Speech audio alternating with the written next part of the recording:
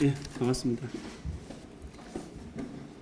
저는 오늘 지난 8월 28일 국회 가방위 소속 야당 국회의원들에 의하여 이루어진 공영방송 이사 선임 과정 등에 대한 감사원 감사 요구안에 대한 저희 입장을 밝히려고 합니다.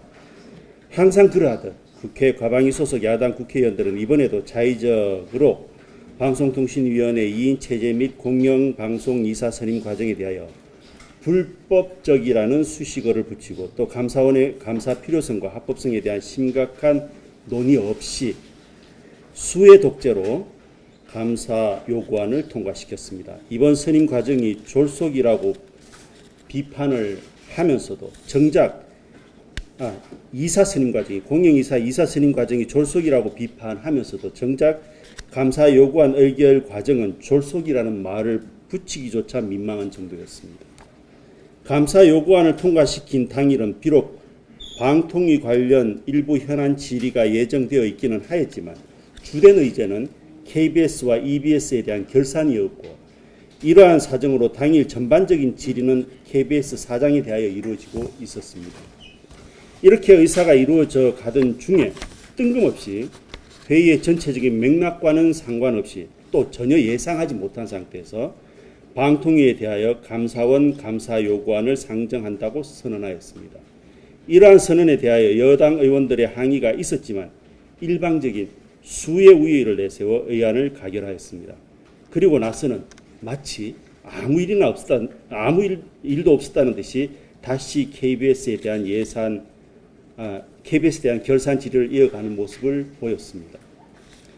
다른 의제에 대하여 논의를 이어가던 중에 불쑥 그 기관에 대한 감사원 감사를 의결하고 또 아무 일 없었다는 듯이 종전 의제를 이어가는 모습은 짐짓 얼마나 정부 부처를 무시하는지 충분히 짐작할 수 있었습니다. 매일 국민의 대표라고 되뇌이며 국회의 권위를 운운하지만 정작 전 국민의 투표로 당선된 대통령의 민주적 정당성에 기초하여 구성된 행정부에 대하여는 최소한의 예의나 배려조차도 보여줄 생각이 없었습니다. 감사를 제안한 이유를 보면 더 혀를 내두르게 만듭니다. 첫째, 대통령이 임명한 2인 체제에 기반한 방송통신위원회의 불법적 운영을 문제 삼았지만 이에 관하여는 이미 지독한 3일간의 청문회를 실시한 바가 있고 그 과정에서 어떠한 불법도 확인된 바가 없습니다. 국회 가방위 소속 야당 의원들이 금과옥조로 여기는 집행정지 결정문에서조차 2인 체제의 위법성을 살펴볼 필요가 있다고 하였지 2인 체제가 위법하다고 단정한 것은 아닙니다. 그리고 2인 체제의 적법성은 이미 다른 판례를 통하여 확인된 바가 있습니다. 정리 그 주장을 못 버리겠으면 이미 진행 중인 판결의 결과를 기다려보면 될 일인데 굳이 감사원 감사를 의결합니다. 결국 감사원 감사는 이미 진행 중인 판결의 재판에 영향을 미쳐보겠다는 낮은 꼼수로밖에 해석되지 않습니다. 둘째, 방송통신위원회의 불법적인 방문진 및 한국방송공사의 이사 선임 과정에 대하여 감사한다고 하였지만 그 내용 역시도 첫 번째 언급한 사유의 동어 반복에 지나지 않습니다. 여기에서도 여전히 2인 체제의 기형적인 형태로 이사를 선임하여 위법하다고 할 뿐 그 밖에 그 선임 과정에 어떠한 위법이나 부당한 일 처리가 있었는지에 대해서는 전혀 지적해내지 못하고 있습니다. 셋째, 국회 정언감정법을 위반하여 자료 제출 의무를 불성실하게 이행하고 증언을 거부하였다는 주장도 터무니없습니다. 본인들 스스로 감사 요구안에서 이렇게 쓰고 있습니다. 방송통신위원회는 국회 정언감정 법률에 따라 국회가 요구하는 보고와 서류 제출의 요구, 정언에 따라야 할 의무가 있다라고 쓰고 있습니다. 본인들 스스로 그러한 의무는 방송통신위원이 아닌 방송통신위원회가 가지고 있다는 것을 인정하고 있습니다. 그러면서 방송통신위원이 서류를 내어놓지 않고 정언하지 않는다고 압박합니다. 탄핵을 통해 방송통신위원회의 기능은 마비시켜놓고 말입니다.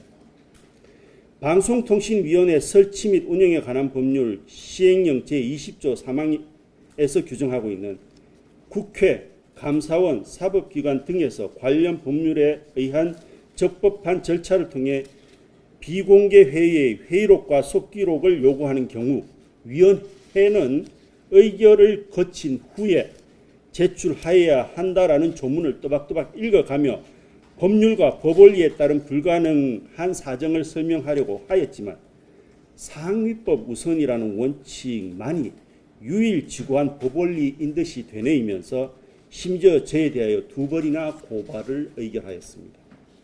넷째, 방송통신위원회가 공영방송 이사 선임에 적법한 이유라는 문건을 제출한 과정을 감사해 달라는 것도 실상은 저희가 다른 곳에 있어 보입니다. 잦은 탄핵 시도로 인한 여러 차례 기관장들의 교체, 유례 없는 3일간의 인사청문회, 취임 후 이틀 만에 탄핵 가결, 이어진 3일간의 청문회 등으로 직원들이 지치고 힘든 건 누구나 예상할 수 있습니다. 너무나 지친 직원들의 처지를 생각해서 어느 과장이 국회 여당 측 질의에 답변하면서 하소연을 했더니 그걸 문제 삼습니다. 오죽했으면 그런 말을 국회에 가는 문건에 추가했겠습니까? 아파서 아프다고 했더니 호되게 더 당한 꼴입니다. 아픈 사람 보고 내가 왜 아픈지 입증을 하라는 것과 같습니다.